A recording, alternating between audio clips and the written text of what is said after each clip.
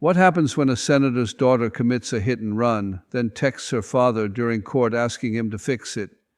I've been on this bench for 38 years, and I thought I'd seen everything. But when I put that text message on speakerphone for the entire courtroom to hear, what happened next became the most talked about moment in Providence legal history. It was a cold November evening when 24-year-old Madison Crawford was driving her BMW through downtown Providence.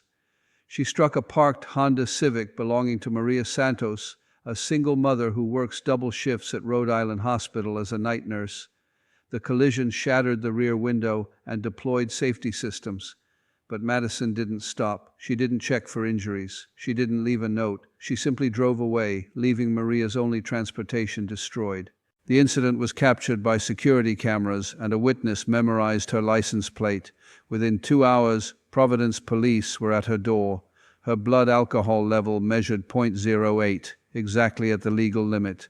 Now, 3 weeks later, Madison Crawford walks into my courtroom like she owns the place. She's wearing a designer outfit worth more than most families' monthly income, her jewelry catching the lights with every dismissive gesture. Her attorney follows behind, carrying an expensive briefcase and an air of confidence that money and influence can make any legal problem vanish. But they're about to learn that in my courtroom, your father's Senate position means nothing when innocent lives have been endangered. Madison's entire demeanor screams entitlement and disrespect. She doesn't look remorseful about the destruction she's caused or concerned about Maria Santos and her family's suffering. Instead, she looks annoyed that she has to waste her time in what she clearly considers beneath her social status. She checks her phone constantly, scrolls through social media, and examines her manicured fingernails like this legal proceeding is just an inconvenient interruption. The prosecutor presents devastating evidence. Security footage shows Madison's BMW clearly striking Maria's Honda with considerable force. The timestamp shows she was there for 30 seconds after impact, long enough to do the right thing. Instead, she reversed and sped away. Officer Rodriguez testifies about finding Maria Santos in tears next to her destroyed vehicle. Maria works 16-hour shifts to support her daughter and elderly mother. The Honda wasn't just transportation, it was her lifeline to work, school, everything that mattered in her carefully constructed life. When I ask Madison if she has anything to say about the damage she's caused, her response chills everyone in the courtroom. She shrugs and suggests that insurance should cover everything, as if the trauma and inconvenience she's caused to Maria's family is just a minor paperwork issue. She mentions that her father deals with these kinds of situations all the time, implying that political connections can solve problems that money can't. That's when I notice her phone buzzing insistently in her lap. Instead of ignoring it like any reasonable person would do during court proceedings, Madison actually glances at the screen. Then, in a moment of breathtaking disrespect that shocks even me, she starts typing a response, right there, in open court, while I'm addressing her directly about the serious charges she faces. I stop mid-sentence and ask her what she's doing.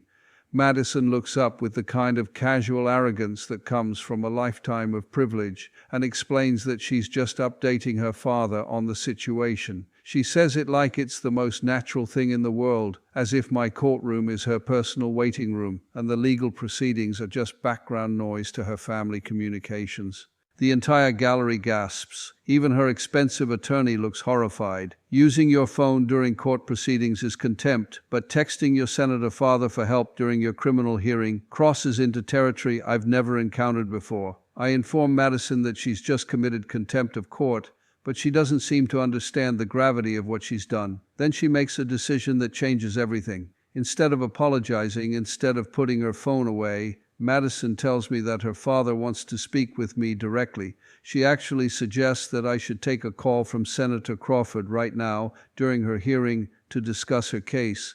The audacity is breathtaking. She's treating my courtroom like a family business meeting where Daddy can negotiate her way out of criminal charges. I've reached my limit. In 38 years on this bench, I've never seen such blatant disrespect for the judicial process. I tell Madison that if she wants her father involved in these proceedings, we'll do it properly. I instruct the court clerk to confiscate her phone and retrieve the text messages she's been sending during her hearing. What we discover on that phone reveals the shocking depths of Madison's entitlement and her family's approach to accountability. Her text messages to her father read like a shopping list of political favors. She's not seeking emotional support, she's literally requesting that Senator Crawford use his political influence to make her criminal charges disappear. The messages are worse than I imagined. She's texted him my name, asking if he knows me or can influence my decisions. She's inquired about political donors who might have leverage over me. She's treating this criminal proceeding like a minor inconvenience that Daddy's political network can eliminate. But the most damaging text is her latest one, sent moments before I confiscated the phone. Madison complains about wasting time with some old judge who doesn't understand that her family has more important matters than dealing with a simple car accident. Most shockingly, she refers to Maria Santos as just some woman who should be grateful for insurance money. The courtroom falls completely silent as I read these messages aloud. The gallery, filled with working families from Providence who understand the value of hard work and personal responsibility, reacts with visible anger.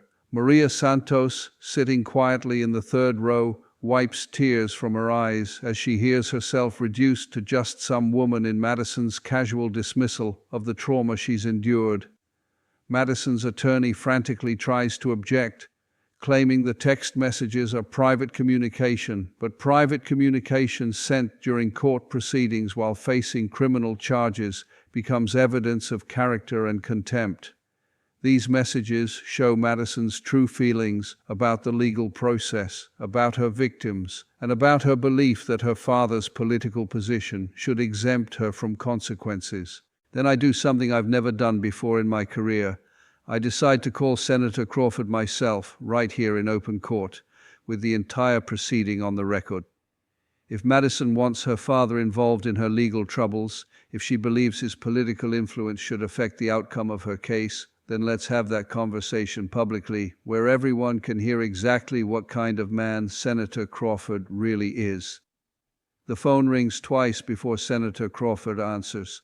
When I explain that I'm Judge Caprio and that I have his daughter in my courtroom facing criminal charges, there's a long pause. Then I inform him that Madison has been texting him during court proceedings, asking for his political intervention, and that I'm going to read her messages aloud so he can hear what his daughter really thinks about personal responsibility and accountability. Senator Crawford's voice, now on speakerphone for the entire courtroom to hear, carries a weight I didn't expect. He asks me to proceed, and as I read Madison's texts aloud, her casual requests for political favors, her dismissive attitude toward her victim, her complete lack of remorse, I can hear her father's breathing become heavier with each message. When I finish reading, Senator Crawford asks to address his daughter directly. What follows is not the political intervention Madison expected. Instead, it's a public reckoning that reveals the difference between a public servant who understands duty and a daughter who's never learned accountability.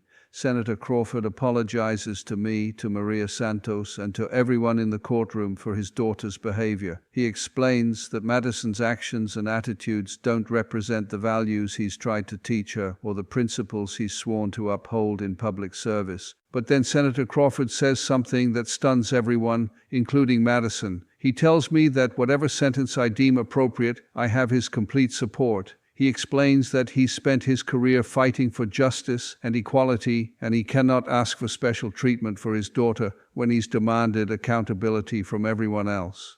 He actually asked me to treat Madison exactly as I would treat any other defendant, because that's what real justice means. The transformation in Madison's face is immediate and devastating. The casual arrogance disappears, replaced by shock and panic. Her father, the man she expected to rescue her with political influence, has just publicly endorsed whatever punishment I decide to impose. She tries to speak, but her voice cracks as she realizes that her safety net has just disappeared. Senator Crawford continues, explaining that he loves his daughter, but that love means teaching her that actions have consequences, not shielding her from them. He mentions that he's already spoken with Maria Santos personally to apologize and offer any assistance her family needs. He's taken responsibility for his daughter's actions in a way that Madison herself has refused to do. The call ends with Senator Crawford thanking me for holding his daughter accountable and asking that I help her learn the lessons about responsibility and respect that he's apparently failed to teach her.